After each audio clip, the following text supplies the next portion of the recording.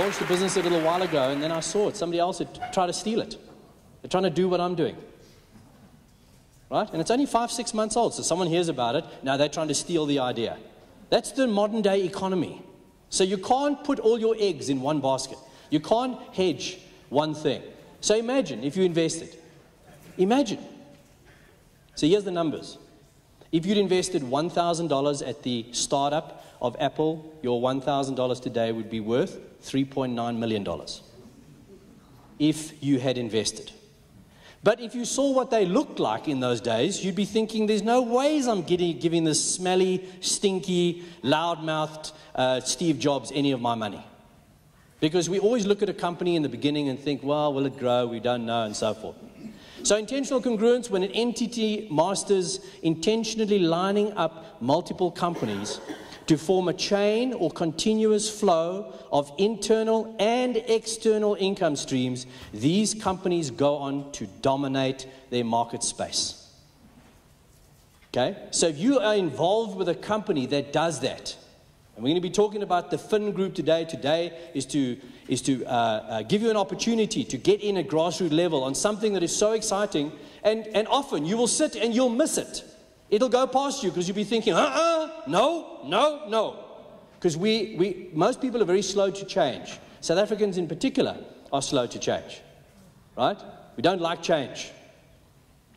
So when we talk about investing, when we talk about putting money into something, there's two ways or two types of processes. One is a closed loop type system, which is like Apple, which is one company with multiple divisions. The second one is having a multiple fraction entity, in other words, having a holding concern with multiple businesses within that concern. And a great example of that would be Bidvest. How many of you know Bidvest? Have you heard of Bidvest? Right, they're massive. How many of you know what Bidvest started, what company they were when they started? I think they were in the king business. Okay, they were in the bread making business. They used to deliver ready-made dough to the bakeries, and that's how they started. And then they bought a company called Chip Mix and so forth. But companies like Bidvest are classic examples. If you look at why Bidvest is a great option to invest in, is if you look at the history, they listed in 1990. This company's not that old, right? They've got over 300 companies, both locally and worldwide, 137,000 employees in total. Right? This is a massive organization. Now, big companies like this, if it was only one business, there's a risk. But because they've got 300 companies. Now, a friend of mine works for one of the businesses. I think it's called BidTrack. And I was just saying to him, how much profit do they make? No, they make last year 26 million. He says, but it's not as much as the other company, Coin. It does 180 million. It's all in profit. Right? Now, when you buy shares in a company like that, your stability ratios are very, very different.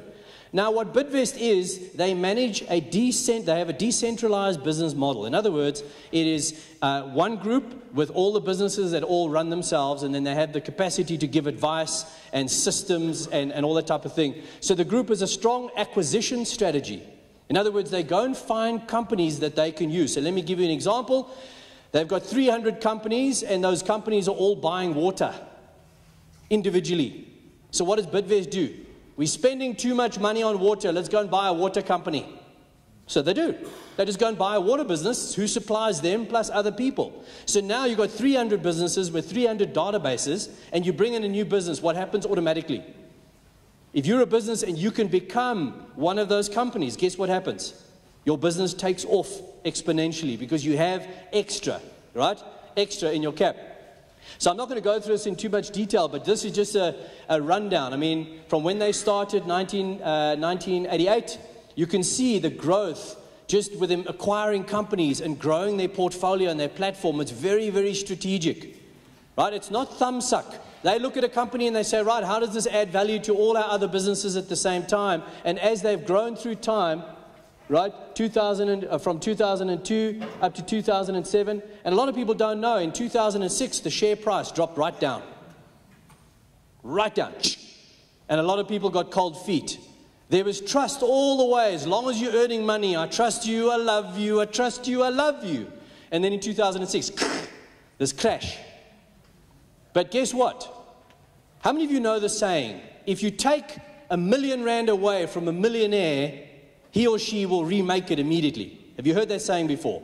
If you give an idiot R1,000,000, guess what happens? What happens to an idiot if you give him R1,000,000?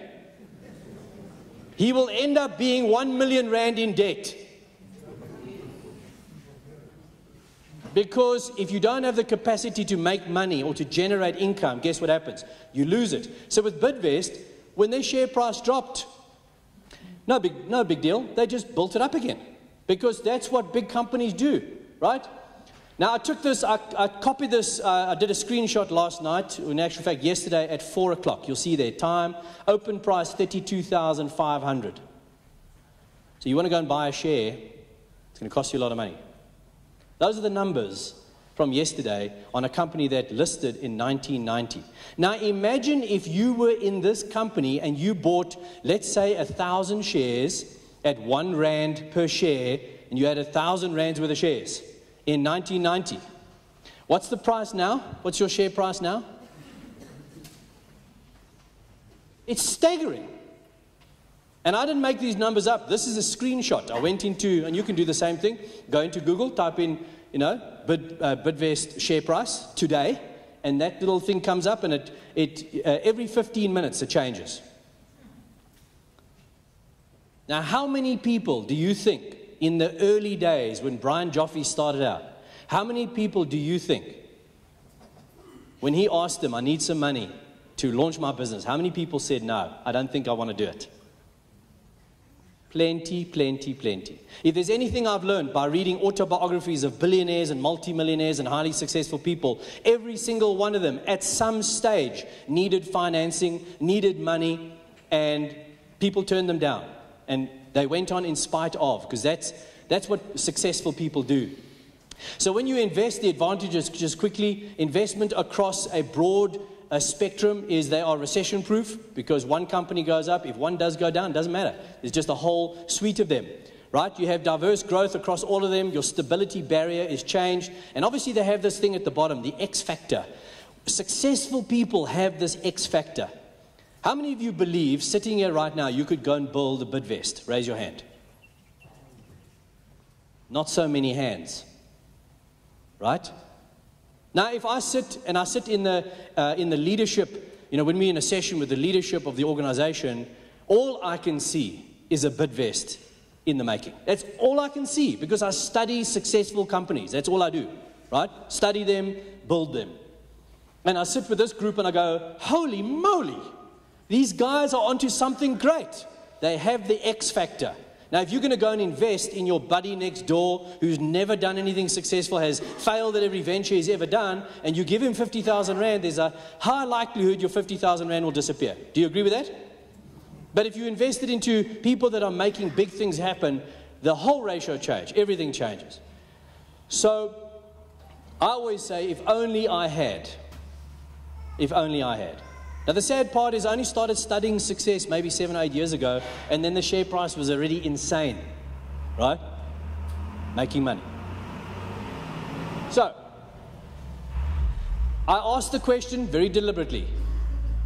I asked the question, and I asked myself this question: can I build a company like this? Because if I can't, what's my alternative?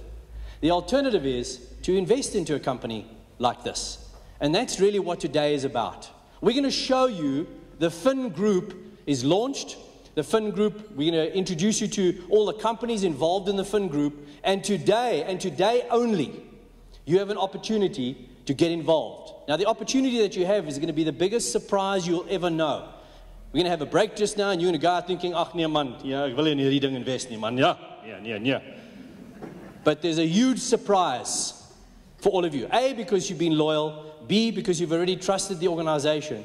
And C, you'd be a fool not to want to be involved. You'd be a fool. Okay, so no one can see the future.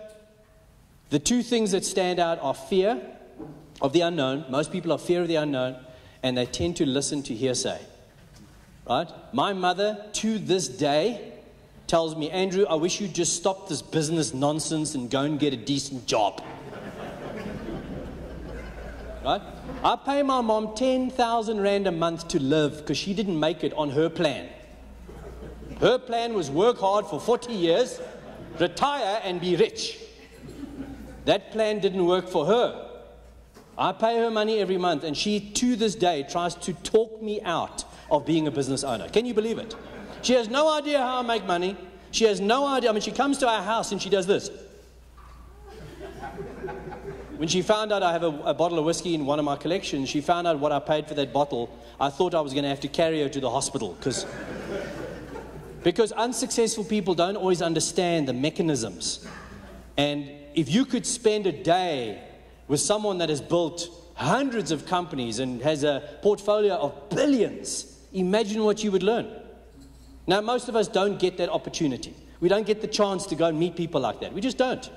Right? They say you should mix with successful people that you can become successful. And the first question people always ask me is, how do I get to meet them? Sometimes you could have a person sitting next to you who's old, smelly, dirty, doesn't look like anything, is worth hundreds of millions, and you'd never know. Because highly successful people don't brag about their wealth. They don't need to. Okay, so let's introduce you to the FinGroup. So the FinGroup, 15 companies underneath the portfolio already.